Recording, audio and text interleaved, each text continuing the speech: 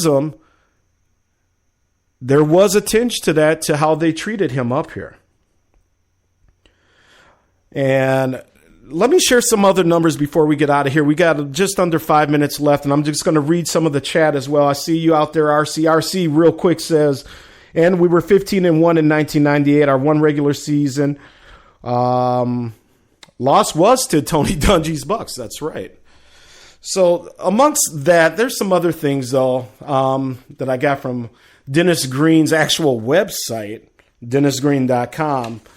Because, he did a lot of speaking and whatnot. 2001 Community Coach of the Year, the World Sports Humanitarian Hall of Fame, the first individual to receive that award, a model for other coaches, they said.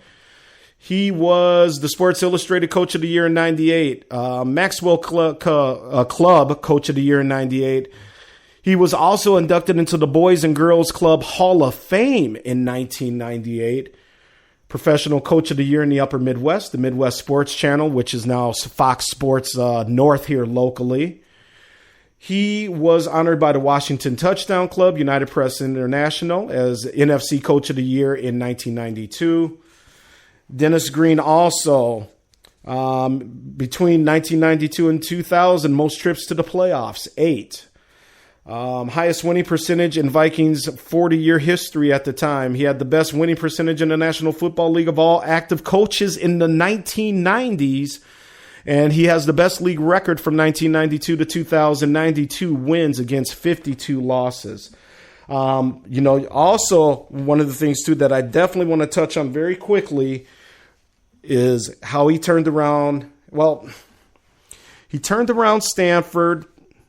Their first year, they were 3-8 in 89, 5-6 in 1990. And I think 1990, though, one of those 5 wins was a knockoff of top-ranked Notre Dame. Also in Northwestern, he helped get that program at least turned back into the right direction. He didn't get the overall victories, but it was more about what he brought in terms of a coach and the attitude and whatnot there. His years with the Vikings, 1992, comes in 11-5, new sheriff in town. But you know what? The playoff victories weren't there. That's what got the fans riled up here locally. These great records. And obviously in 98, 15-1.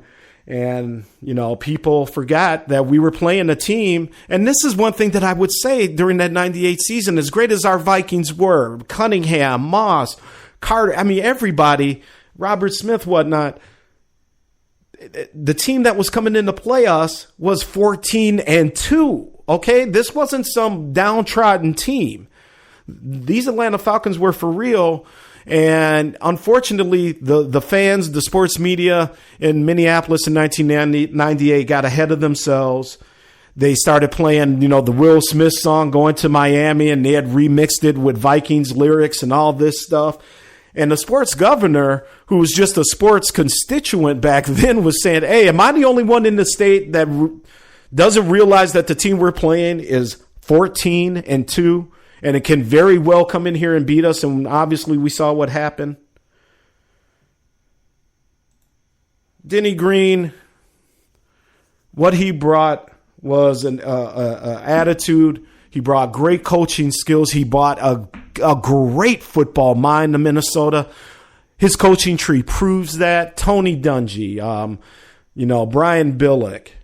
We talked about others before. It's, on and on and on it goes.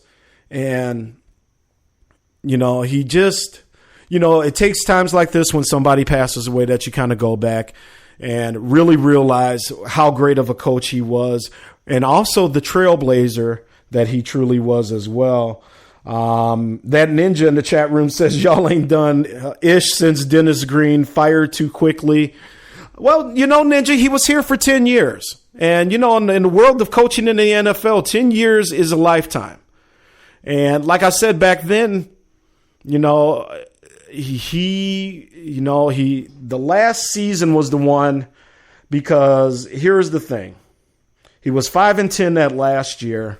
He had made a play. He had actually penned an article and put plans out that he was basically going to try and put together an ownership group and basically by the team from out from under the present owners.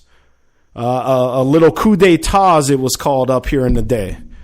Didn't happen, obviously, but just one of those things, man.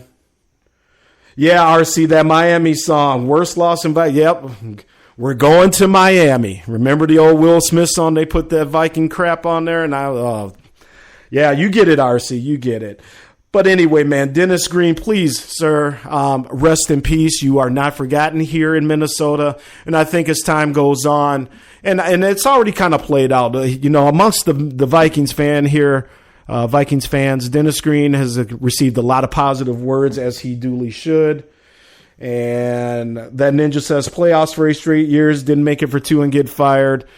Yeah, unfortunately, that's the way it was. And the Vikings did pay a price there for a little bit because they had some coaching issues for a minute.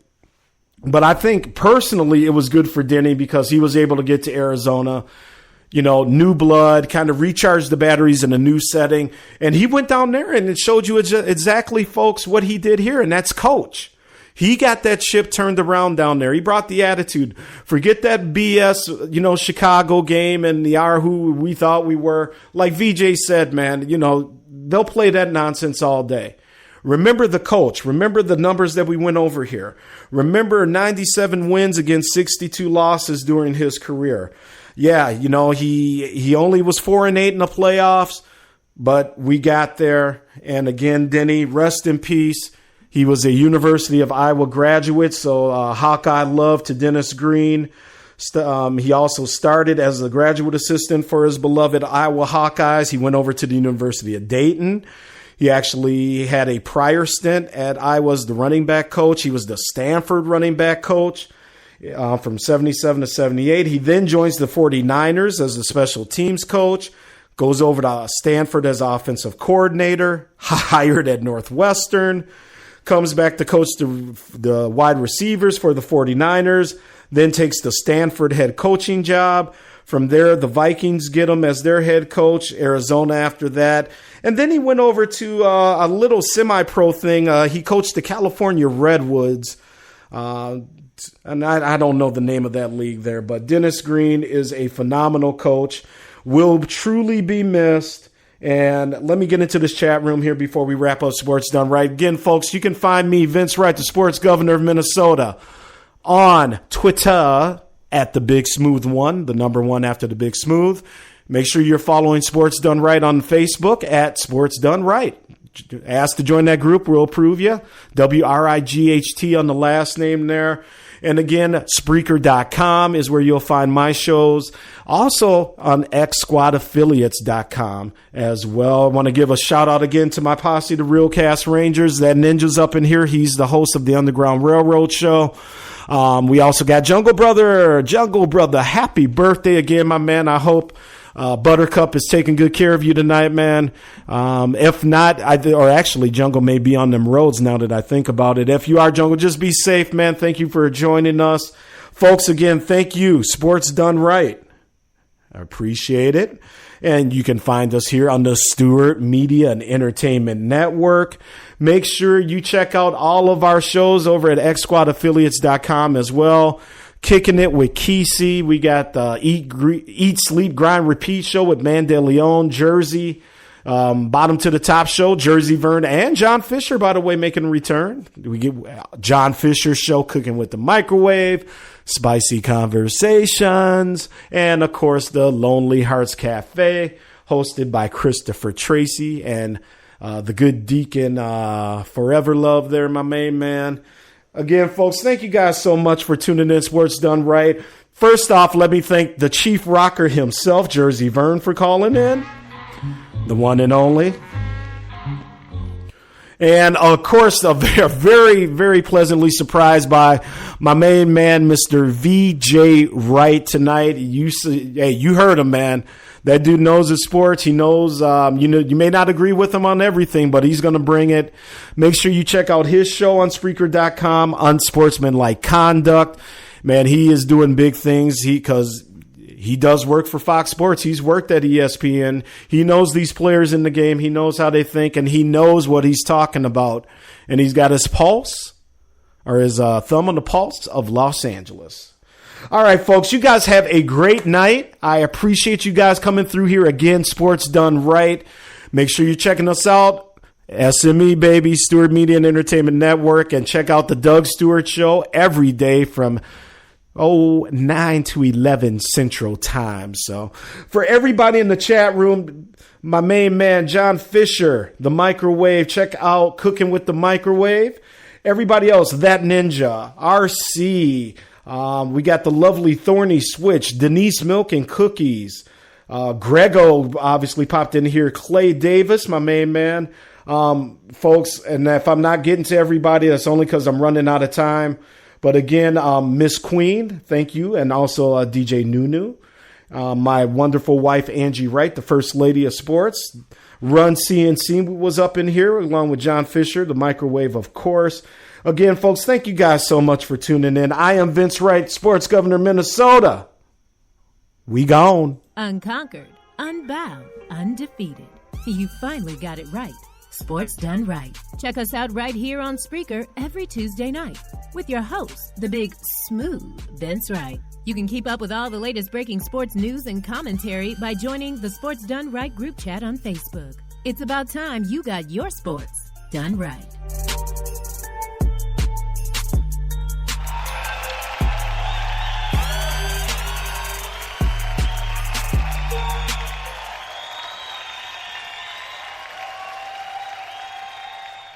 This is a podcast.